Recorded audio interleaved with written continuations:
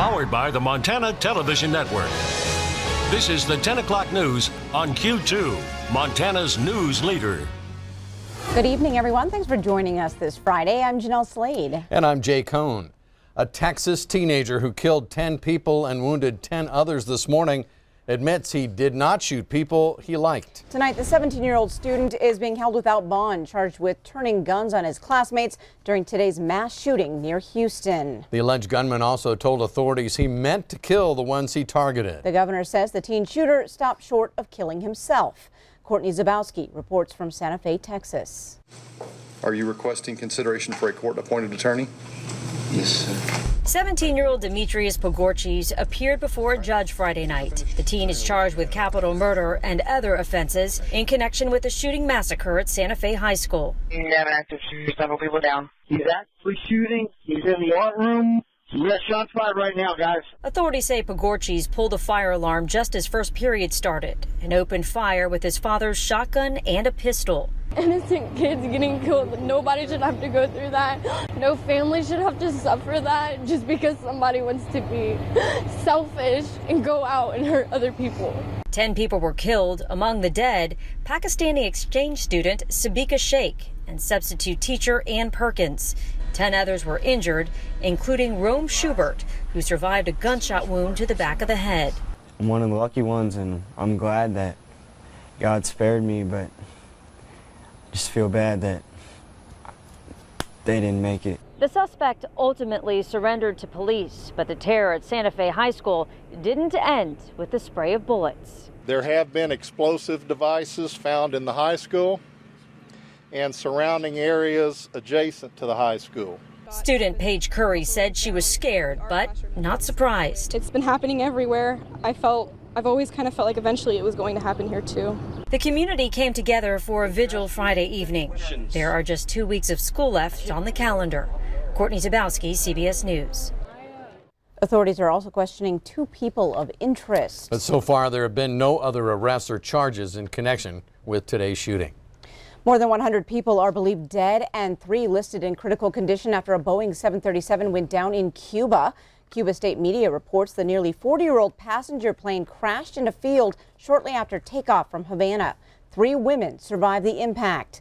The plane was rented and operated by a Mexican crew, but was being flown inside Cuban borders. There is no word on what caused the crash. President Trump has a new nominee to lead the Department of Veterans Affairs. Trump made the surprise announcement today during a White House event on prison reform. Robert Wilkie has been the VA's acting secretary since President Trump fired Secretary David Shulkin this past March. Montana's senior Senator Jon Tester, the ranking Democrat on the Senate Veterans Affairs Committee, says he's had a good working relationship with Wilkie and says he looks forward to hearing more about his vision for the agency. I've worked with him, certainly don't have any problems, but we're going to vet him out, make sure that he's everything the veterans need in this state and across the country to be able to run the VA. But certainly not unhappy with the appointment. I think it was a good appointment, a strong appointment. We just need to vet him and make sure that he's the man for the job. Senator Tester, of course, has been at the center of the VA nominee controversy since he aired allegations of on-the-job behavior issues with the president's previous nominee, Admiral Ronnie Jackson, who eventually withdrew from consideration. Tester here in Billings tonight, where he was speaking at the Yellowstone County Democrats' annual Truman Dinner. Republican infighting over immigration turned into a failed farm bill today. All the House Democrats and 30 Republicans voted against the $867 billion bill. The 30 Republicans are members of the House Freedom Caucus who revolted after not getting concessions on spending and a future vote on immigration. Now, the Farm Bill is considered a safety net for millions of American farmers. It also includes funding for the Supplemental Nutrition Program, better known as food stamps. Last year alone, 40 million Americans used the program at a cost of about $70 billion. Farm Bill is a little bit of a misnomer because 80% of the Farm Bill is for 80% of the funding is for nutrition programs, which include school lunch programs, things like Meals on Wheels, food stamps, the SNAP program as it's called now. And that was really one of the most controversial parts of the Farm Bill. And it's the reason that no Democrats voted for the Farm Bill in the House today. Nebraska says the Montana Grain Growers Association is also disappointed with today's outcome. Montana Representative Greg Gianforte voted in favor of the bill. The Federal Emergency Management Agency, FEMA, has again denied Montana's request for millions of dollars in additional aid to help offset the costs of the 2017 wildfire season. FEMA officials rejected the state's appeal for a major disaster declaration, saying the fires weren't of sufficient severity and magnitude. A major disaster declaration would have freed up about $14 million in funding. Initially, Montana asked for $44 million, but narrowed that request after FEMA denied it. Montana emergency managers say they're still working with FEMA on the possibility of getting some smaller grants that would pay for fire mitigation projects in the hardest hit areas. While we didn't get our disaster declaration, we do know that FEMA is paying attention to the wildfire needs in Montana. And whether we're working with them on the flood fight or the fire activity, we continue to have good relationship with them and are certain that they're doing everything they can to help us out.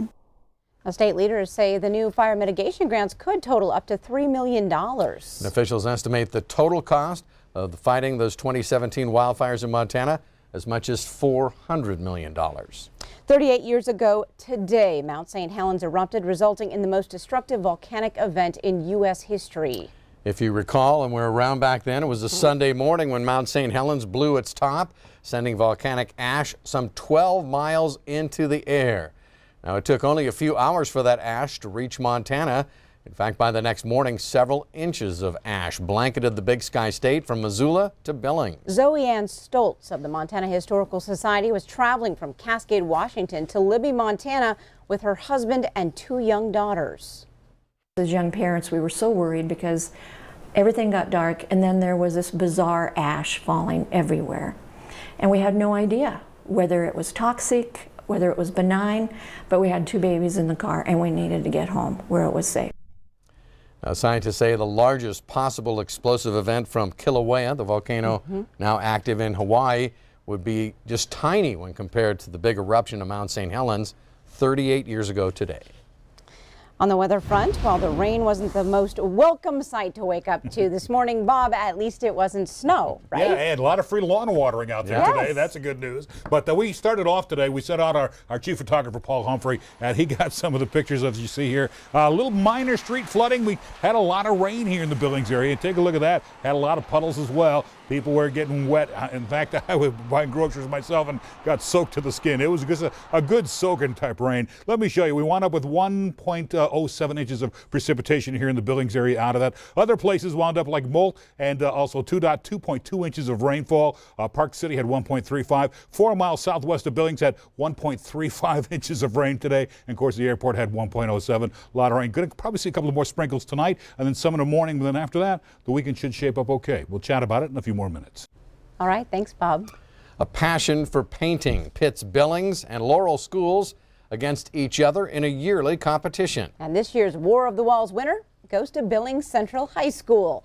Skyview's mural takes second and Billings Senior comes in a close third.